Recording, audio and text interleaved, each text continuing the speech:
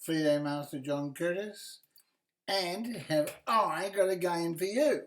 96.3% accuracy. I'm white against Zenexon, who plays a Sicilian, and at the end of the game, the engine gives me a double exclamation mark. So how good is that? So it's a really good attacking game, and it shows you what you can do with the Sicilian, against the Sicilian defence, and how you can absolutely crack it all up. Anyway, I'll show you what happened. C5, knight to F3, right? D6 and D4. Okay, this is just the ordinary mark of the Sicilian. And then he takes the pawn and I recapture with the knight.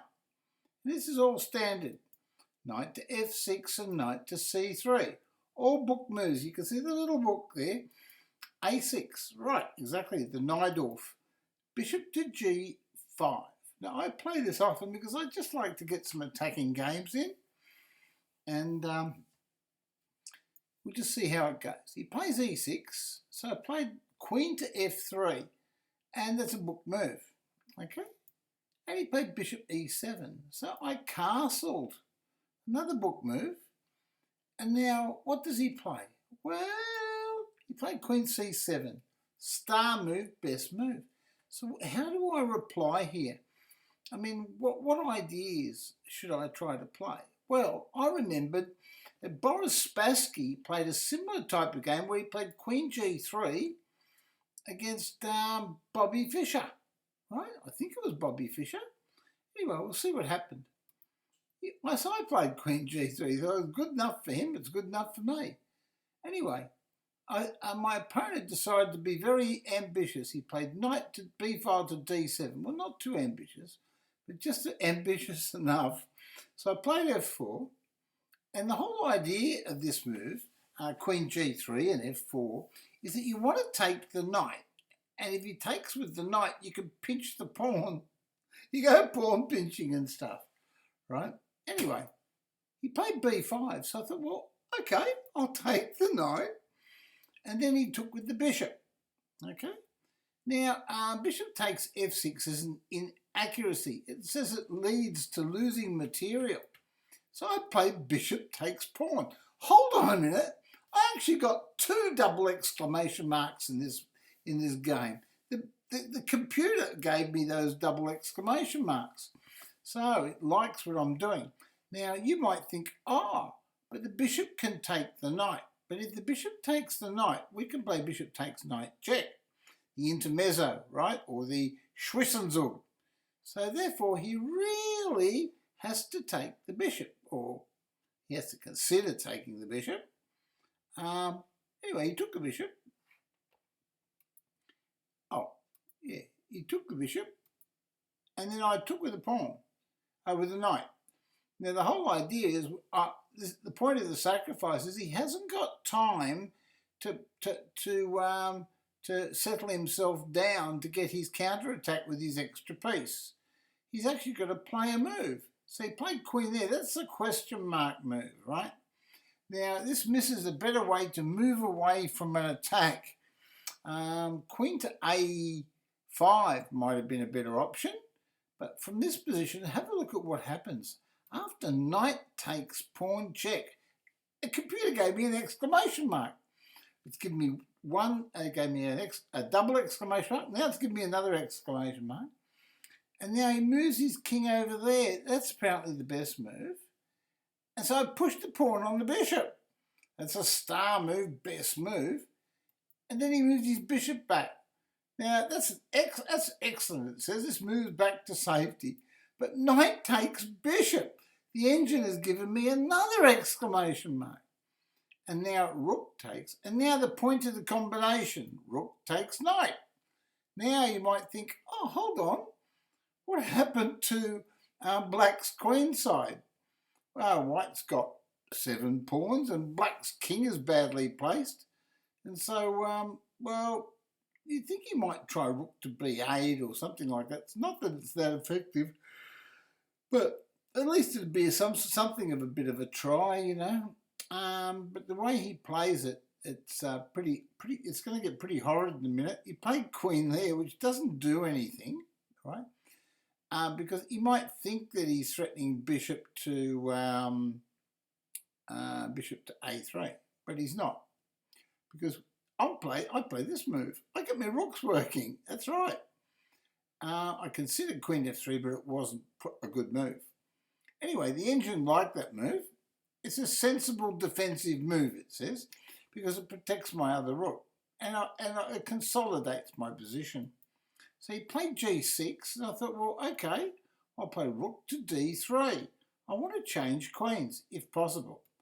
So he played rook to e8, and I thought, hold on, Engine says that's excellent. Engine's given this as excellent, says it's one of the best moves. But look what I do. I just play queen here and say, hey, do you want to change queens?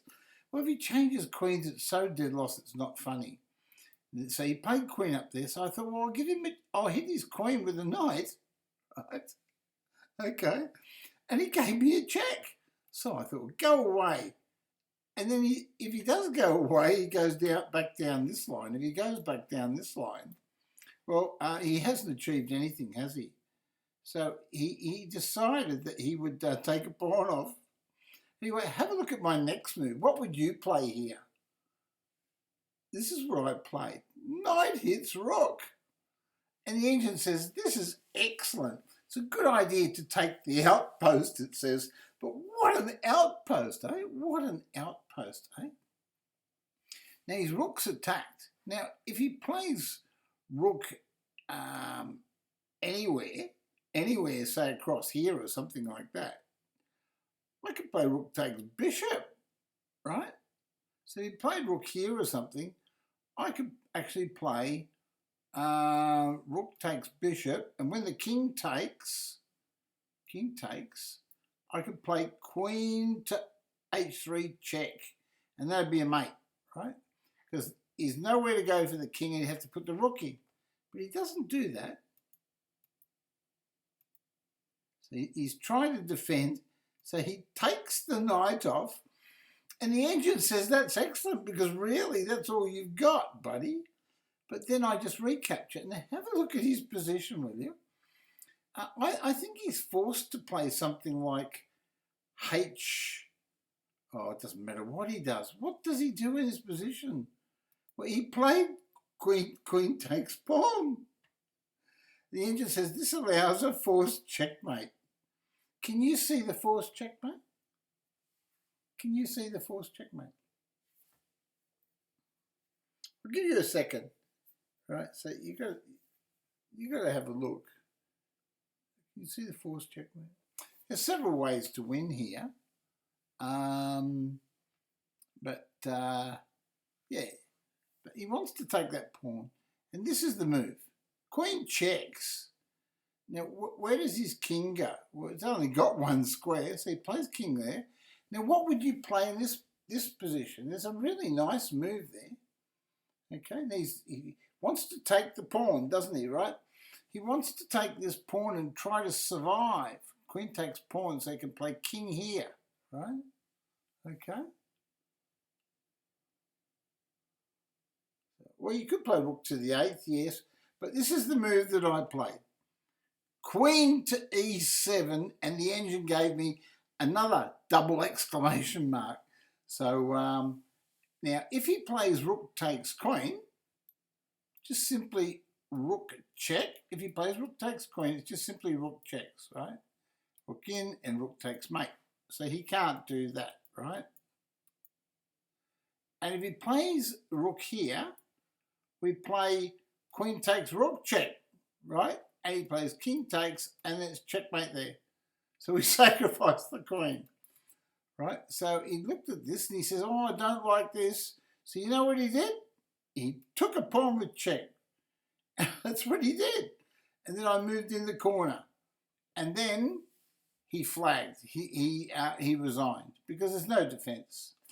There's no defence at all. He can't take the pawn off because queen takes rook. Queen takes queen, we just win. Get a queen for nothing. And he's still going to get mated. and there's no defence. There is no defence. And remember, his rook is attacked, so he can't move his rook across because rook checks will be, queen takes pawn checkmate would be pretty deadly, right? So again, it's just totally lost. But I thought it was a really good attacking game. We sacrificed pieces, we opened up the king, and then we finished it off really nicely with 96.3% accuracy. I hope you enjoyed that game. Please give the video a thumbs up, and if you haven't subscribed, please subscribe to my videos. And it's free, doesn't cost anything, and you get notifications of more videos that are coming online all the time. I'll see you again, and arrivederci.